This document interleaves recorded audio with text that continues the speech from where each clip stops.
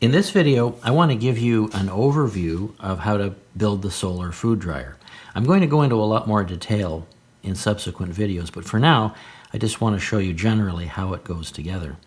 The first thing to pay attention to is what I call the collector frame. This is that whole assembly you see up here. There's a wooden frame made of 1.5 inch thick material. On the top, there's some clear roofing. There's a particular brand I like for this job. It's called SunTough. It's really good. It's perfect for this application. There are some mounting strips here to support the corrugated shape. And then underneath, this is very important, there's some sheet steel. 28 gauge is about right. And what that does is it absorbs the solar energy that comes through the clear roofing material and then radiates it back down into the food. So it's converting it from ultraviolet to infrared heat energy. And that's what warms the food that sits on the second part of the project here. This is the drying frames. So once again, a wooden frame. I'll show you how these go together. And on top is a stainless steel mesh. You could use other kinds, but stainless steel is by far the best for a food situation like this.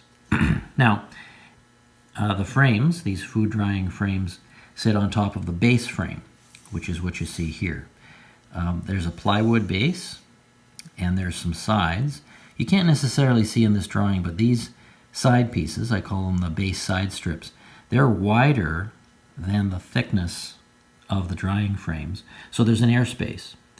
The collector frames sit on top of these base side strips, and there's a space underneath the sheet metal to give room for the food.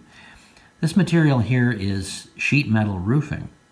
It's not there because it needs to be waterproof in any way, but just because it's impervious to heat, and it also has these ribs which raise the drying racks up above so that there can be air circulation behind.